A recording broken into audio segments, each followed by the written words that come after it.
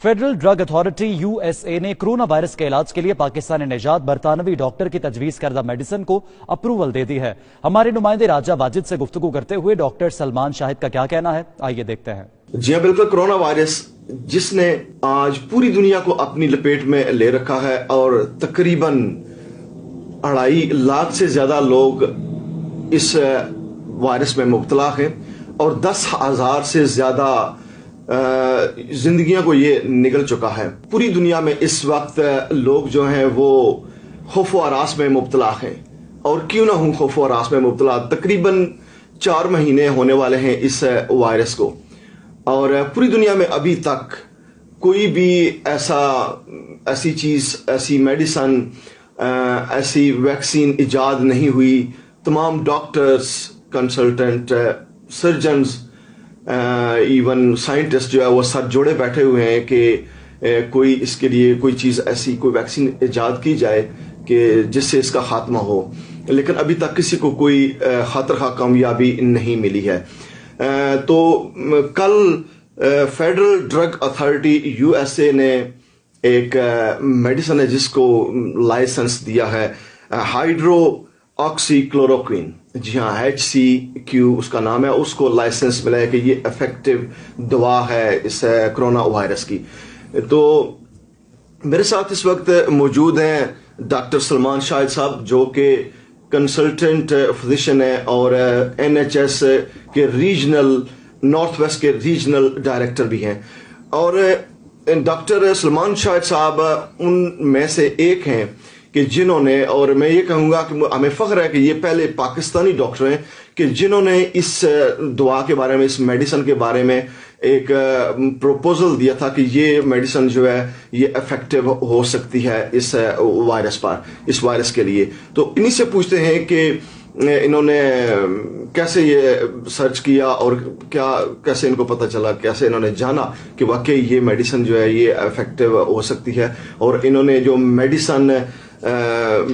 Medication agencies हैं उनको उन्होंने ये प्रपोजल भेजी थी, और उसी सिलसिले में कल इनके पास जवाब भी आया है इसका यूएसए से। अस्सलाम वालेकुम डॉक्टर साहब। जी डॉक्टर साहब, मेरा पहला सवाल यही है आपसे कि माशाल्लाह जिसकी आपने इस मेडिसिन की ये HCQ हाइड्रोक्सीक्लोरोक्विन की आपने प्रपोजल दी थी, कहाँ से के आपको जहन में ये आइडिया आया, आपने देखा और कितनी आपने इस पर सर्च की और इसका क्या रिस्पांस आपको मिला, थोड़ा सा बताएं हमारे देखने वालों। HCQ हाइड्रोक्सीक्लोरोक्विन या क्लोरोक्विन, इसका जो मॉलिक्यूल है वो over the last 70 years market में अवेलेबल है। ये वो मेडिकेशन है जो कि हम वर्ल्ड वॉर 2 के बाद से यूज करते रहे हैं, मलेरिया के अंदर, आर्थराइटिस के अंदर और कुछ और स्किन कंडीशंस के अंदर। ये वो मेडिकेशन है जो WHO ने इसको एसेंशियल मेडिकेशंस की लिस्ट में शामिल किया हुआ है, वर्ल्ड हेल्थ ऑर्गेनाइजेशन ने। और इस मेडिकेशन का सेफ्टी प्रोफाइल या safety data for the last 70 years available है। मेरी लास्ट वीक जो रिकमेंडेशन या जो प्रपोजल था वो इसी सेफ्टी प्रोफाइल के अराउंड था कि अभी हम इस स्टेज में कोरोना वायरस की, ये पैंडेमिक सिचुएशन है, पूरी दुनिया ऑब्वियसली इससे अफेक्टेड है और वायरल इन्फेक्शन का टेक्निकली कोई इलाज होता नहीं है।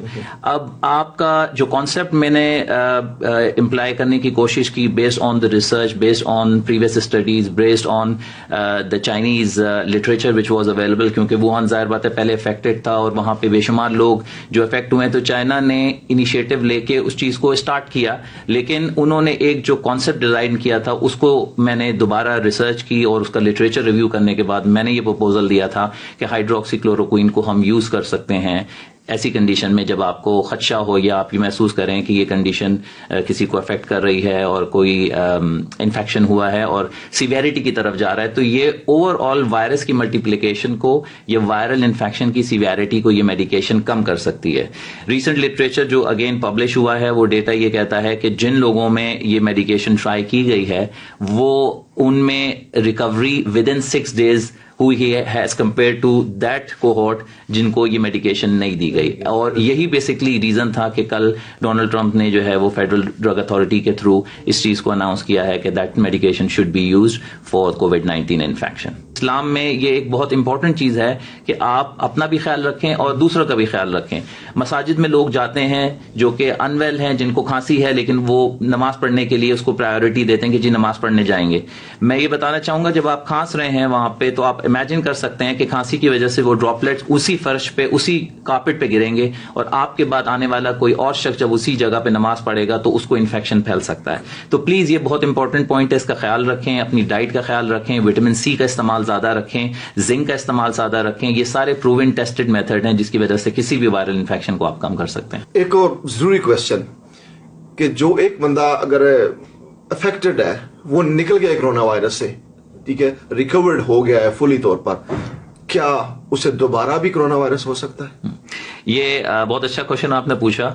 کچھ ٹرائلز نے یہ شو کیا ہے کہ کچھ پیشنٹس ری انفیکٹڈ بھی ہوئے ہیں, لیکن ٹیکنیکلی اسپیکنگ اگر ایک دفعہ آپ کو انفیکشن ہو جائے اور آپ کے اندر وہ اینٹی باڈیز ڈیولپ ہو جائیں تو آپ کو وہ انفیکشن فوراً نہیں ہونا چاہیے. لیکن یہ پاسبلٹی رہتی ہے کیونکہ وائرس کی 2 اسٹرین ہیں, ہو سکتا ہے آپ کو ایک اسٹرین سے انفیکشن ہوا ہو اور دوسرا اسٹرین آپ کو دوبارہ جکڑ لے.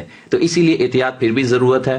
اور کیونکہ میں نے بتایا کہ یہ انفیکشن ایک نیا انفیکشن ہے, پوری دنیا میں اس کی کسی کو صحیح معنی میں جانکاری نہیں ہے, تو آپ نظریں اپنی رکھیں, نیوز کے اوپر نظر رکھیں کہ کیا چیزیں نئی آ رہی ہیں اور کیسے ہم اس کو ڈے بائی ڈے اس کو بہتر طور پہ لے کر سکتے ہیں.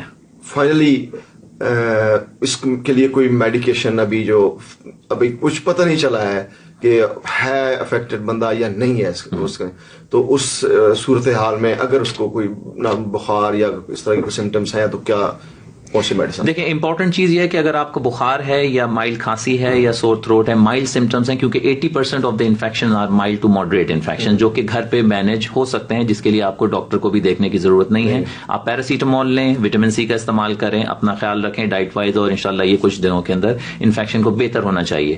جو ریڈ فلیگ سائنز ہیں جس بیسس پہ آپ کو ڈاکٹر کو امیڈیٹلی کنسلٹ کرنا چاہیے, وہ یہ کہ اگر آپ کو شارٹنس آف بریتھ ہو رہی ہو, یا ایسے پیشنٹس جن کو ڈائبٹیز ہو, جن کے ہارٹ پرابلم ہو, جس کو کڈنی فیلئر ہے, یا جو کیمو میڈیکیشنز کے اوپر ہیں, یا ہمارے سینئر سٹیزنز جو ہیں یا جو بزرگ افراد ہیں پرٹیکولرلی اوور 70 ایئرز, ان کو بیسکلی ڈاکٹر سے فوراً رجوع کرنا چاہیے اگر ان کو ایسی کوئی بھی سمٹمز ہوں جس میں بخار ٹھیک نہ ہو رہا ہو یا بریدنگ ایشوز ہو رہے ہوں.